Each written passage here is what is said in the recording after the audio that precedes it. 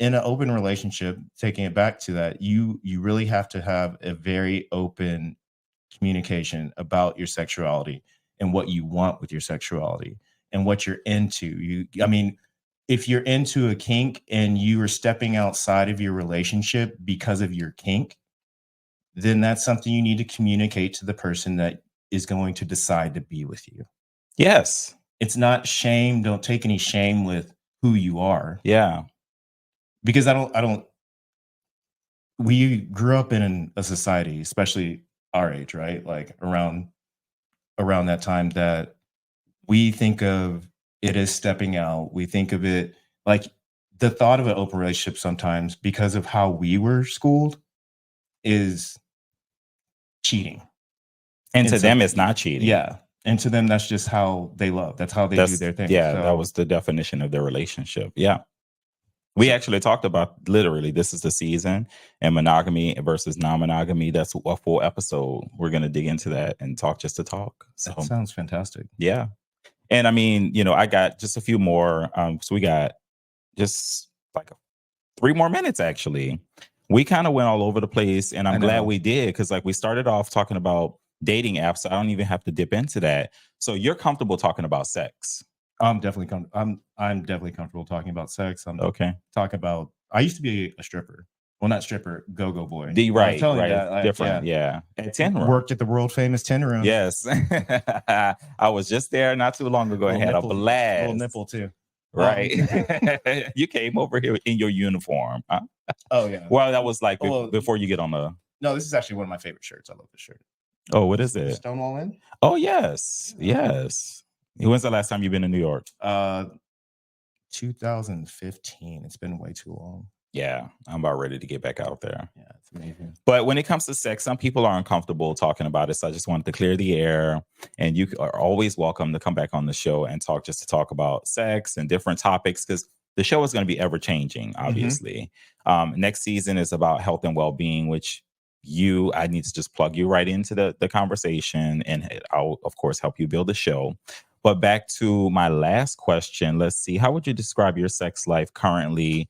And we already talked about monogamy. So your sex life currently right now in 2024, May of 2024. So, and I will openly talk about my sex life.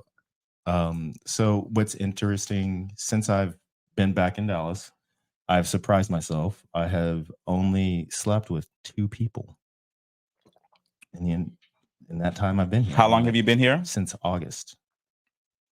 Oh, less than a year? Yeah, less than a year. That surprises me, because I told you I'm a hoe. Well, maybe you're not anymore, if you think about it. Reclaimed. Yeah, because your identity has shifted. Yeah, and like I said, because I thought that I wanted a relationship before. It's not that has changed. It's that the way I'm looking for that has changed. But yeah, no, my sex life now, it's interesting. So there's a person, but it is very good and intense. And it's interesting. Let's see, how do we go? Not too far, but far. Is it interesting? The best part about sex is making out.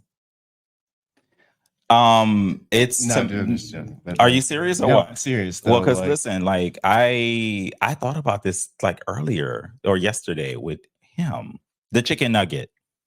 And so I cannot just have sex without like making out and the sensual aspect of sex. Yeah.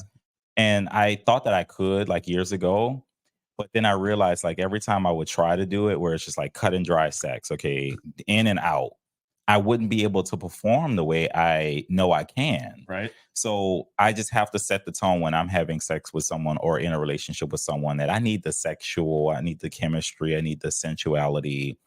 Kiss me on my neck, touch me. I'm a physical person. My love language is quality time, physical touch. So when we're together, my hands are going to be all over the place. Yeah. And when we're going to be having sex or leading into that point, yes, I want to be making out. I'm touching you, hands all over the sauce. Yeah. You know what I mean? Get into it. Yes. So I agree feel with it. you. Yeah. Yeah. Because like that's what gets me going before we actually go into the train station.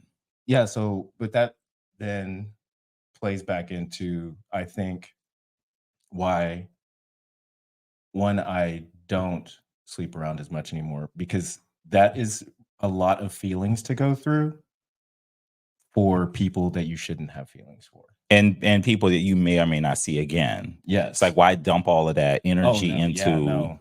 absolutely. And I agree. and because I agree with you, it's the same for me. You know, we are genetic matched, I swear. Yeah. I mean, it's so much in common that it's and we're only scratching the surface, I believe. Yeah. Yeah. So, but I can't, I can no longer give myself away that much, because every time, not like everybody, but I can end up sleeping with somebody and then I catch feelings because having sex with them over and over and over again, and the way that I have sex, it, How? Tell us. Talk just to talk into that oh my camera. I'm just gosh. kidding. I guess we'll save that for a no episode. The We'll next cook it on up. episode, baby. The details. But yeah, I think it's you are like sharing yourself and your energy, and it could be exhausting. You know, if I'm going in for the kill, and I want to have a consistency when it comes to that.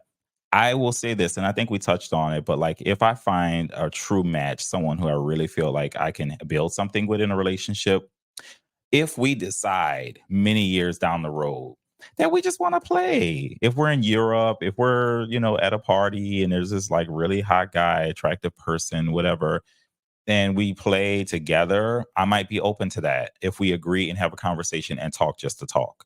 Put it all on the table. But the communication is key, back to that point. Yes, and building a foundation. Like for me, and see, that's another difference with an open relationship, is what is the relationship? Yeah. Because like you're saying, with timing and getting there and being on a vacation or what have not, you've already invested enough time with that person that you know you want to be overseas with them. So Yeah, because that's a big thing. Yeah, right. So you have a foundation of trust with that person. Yes. So I agree with you. I think we've had this discussion. Yes.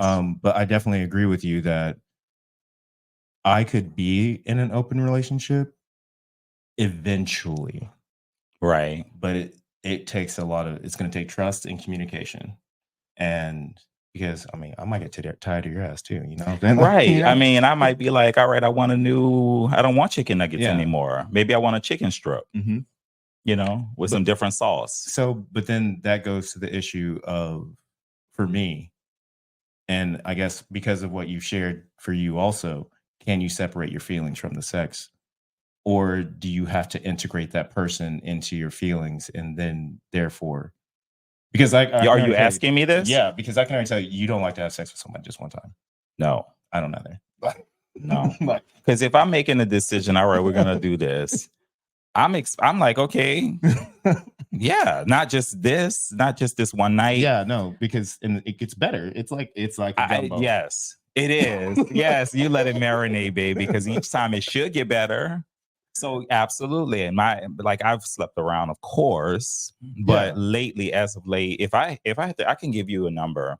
In the last probably 3 or 4 years, there's only been like 4 years. There's only been like 4 people that I've slept with, because we were pursuing a relationship, and one of those was a guy from France that we just met, and we just came back here, and really, it was like, why am I doing this? Why am I even?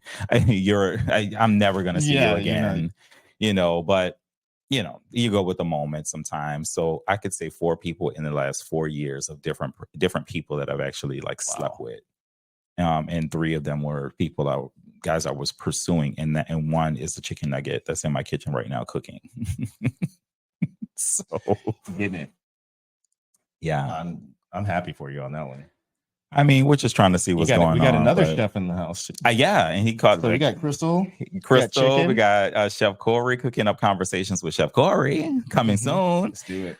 Well, we can wrap this thing up real quick because I really do appreciate you. Thank you so much for tuning in for this episode of Talking Just to Talk with King Ferdinand. We talked just to talk about the single life, baby. We talked about lifestyle, dating apps, and sex, and we kind of went all over the map. And that's the charisma and charm of this show, Talking Just to Talk with King Ferdinand. Be honest and keep talking. Yes, and speak directly into the mic.